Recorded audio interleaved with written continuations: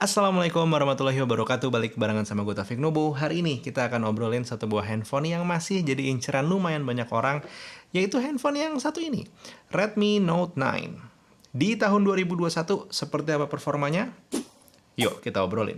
Video ini gue bikin karena di awal tahun 2021 ada beberapa video tentang handphone yang gue keluarin dan ternyata masih lumayan banyak yang komen, wah masih mendingan Redmi Note 9, masih mendingan Redmi Note 9, masih mendingan Redmi Note 9.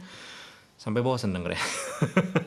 Tapi yang pasti emang dari komen-komen itu gue jadi penasaran, emang sebenarnya gimana sih performa dari si Redmi Note 9 ini sendiri di tahun 2021.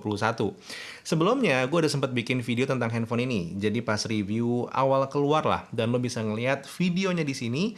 Tapi yang pasti kalau misalkan untuk tahun 2021 seperti apa, kita akan coba trace back beberapa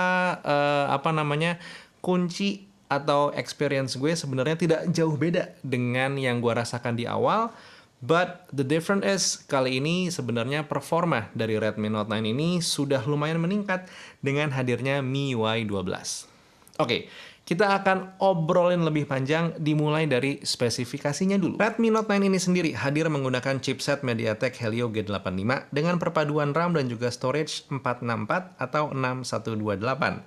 Baterainya sudah punya kapasitas 5020 mAh dan support 18 watt fast charging.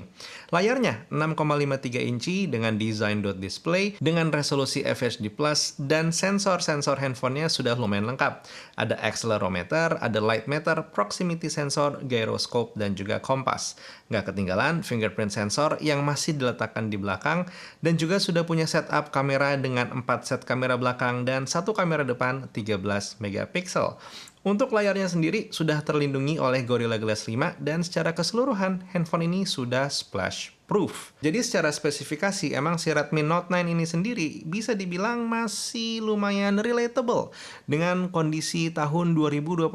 So, good job untuk mikirin satu buah spesifikasi yang ya lumayan long lasting berarti. Experience penggunaannya gimana? Oke, kita bakal bahas mulai dari fisiknya dulu. Untuk gue, Redmi Note 9 ini sendiri hitungannya masih terasa lumayan lebar ya. Tebal sih nggak terlalu berasa, tapi lebarnya emang terasa banget. Dan kalau kita coba ngelihat dimensi fisiknya si Redmi Note 9 ini, ya emang dimensi fisiknya pun bisa dibilang lumayan lebar. Kalau gue tilik-tilik lebih lanjut, rasa lebar yang ada di Redmi Note 9 ini emang lumayan terkait dengan desain bodi belakang yang ya masih polikarbonat. Tapi bukan itu masalahnya, dia menggunakan desain unibody, jadi akhirnya tidak ada lekukan yang bisa membantu si Redmi Note 9 ini terasa lebih nyaman di tangan. Tapi balik lagi ya, kalau untuk masalah fisik tentunya ini adalah masalah preferensi masing-masing, apa yang gua rasain bisa jadi berbeda dengan yang lo rasakan.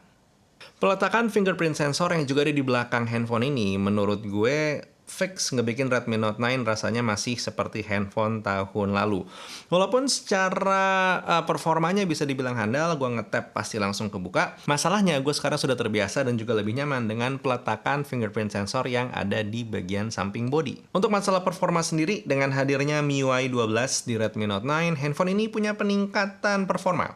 Diukur pakai Geekbench 5, Redmi Note 9 dengan MIUI 12 punya skor 327 untuk single core dan juga 1336 untuk multi-core score. Experience harian gue dengan handphone ini masih lumayan mirip dengan sebelumnya. Untuk buka aplikasi jatuhnya cepet, tapi emang perlu sedikit waktu untuk meloading konten aplikasi yang kita buka. Yang menarik adalah di saat pakai main game. Gue sempat main Call of Duty Mobile menggunakan Redmi Note 9 ini dan rasanya ternyata menyenangkan. Awal pas gue bikin video review, gue sempat bilang kok rasanya layarnya kurang responsif. Dan kalau kita ukur sekarang pun menggunakan hardware info, terus pakai untuk multi-touch testnya, rasanya juga seperti kurang responsif. Tapi pas gue pakai main Call of Duty Mobile, aman-aman aja, have no problem at all. Dan pas review tahun lalu gue sempat bilang itu mungkin ketidakresponsitivitasan layarnya lumayan terkait dengan anti gores yang rasanya agak keset. Dan bener, semakin kesini rasanya ini semakin licin dan semakin nyaman untuk digunakan. Jadi ya, good buat dipakai main game. Nah, untuk bagian kamera, handphone ini datang dengan setup yang ya masih relatable lagi-lagi di tahun 2021. Kamera utamanya 48 megapiksel, ultra wide angle-nya 8 megapiksel, kamera makro 2 megapiksel, dan juga kamera depth sensor 2 megapiksel. Kamera depannya 13 megapiksel dengan model dot display. So, ya, emang ini modelnya 2021 banget. Dan satu hal yang menarik sebenarnya hadirnya MIUI 12 di Redmi Note 9 ini ngasih semacam nafas baru gitu ya. Kalau kita masuk ke mode Pro dan di situ sudah ada pilihan video sekarang yang menyenangkan, lo bisa ngatur dengan lebih baik untuk shutter speed-nya, terus juga ISO-nya dan bahkan white balance-nya. Tapi emang satu hal yang harus gue ingetin di sini karena ini masih Redmi Note 9 bukan yang 9 Pro, jadi perekaman kamera belakangnya itu mentok di resolusi 1080 30 fps. Hasil video yang bisa gue dapetin hasilnya seperti ini. Oke, ini adalah hasil contoh perekaman Redmi Note 9 kalau di dalam ruangan yang bisa dibilang lampunya lumayan terkontrol. Gue ngeset shutter speed dan juga ISO sendiri, jadi cahayanya nggak yang kayak terang gelap, terang gelap, terang gelap gitu. Dan ini masih menggunakan mic yang gue pakai untuk bikin video pada biasanya. Nah, kalau contoh hasil perekaman suara langsung dari Redmi Note 9 sendiri, hasil suaranya seperti ini. Silahkan lo nilai sendiri secara hasil gambar dan juga tentunya secara suara. Apakah masih cukup menarik untuk lo pakai atau enggak? Sementara yang ini adalah hasil kamera depannya menggunakan mode 1080 dan tetap masih 30 fps. Jadi lumayan kebantu di situ. Cuman buat lo yang pengen tahu gimana hasilnya contoh-contoh kalau gue ngerekam video di luar ataupun juga menggunakan kamera depan dan kamera belakang, silakan gue switch ke kondisi di luar rumah. Nah, kalau yang ini adalah mode videonya tapi gue pakai auto dan sengaja sambil jalan buat lo ngeliat gimana stabilisasinya. Yang gue agak nggak ngerti kenapa nih kayaknya dari tadi autofocusnya agak gitu-gitu ya, entah kenapa. I don't know, apakah ada sesuatu yang salah di depan lensanya, tadi baru gue bersihin sih. Cuman yang gue punya lagi kayak begini, mungkin yang nanti lo beli atau mungkin punya lo sekarang cenderung lebih aman. Kalau ini perekaman hasil kamera depannya dan modenya masih 1080 30 fps. Lo yang menilai ya, karena kalau ngeliat dari hasil di layar handphone aja tentu agak over sharpen dan saturasinya agak naik, tapi itu kan emang karakternya si MediaTek. Jadi silakan lo lihat sekarang hasilnya seperti apa. Apakah ini termasuk salah satu hasil yang lo nikmati? Tell me di kolom komentar. Sekarang kita berpindah ke beberapa hasil foto yang bisa gue tangkap dan ya kita bisa menilai secara langsung di sini kalau memang secara dynamic range hitungannya Redmi Note 9 tetap bukanlah satu buah handphone dengan dynamic range yang luas.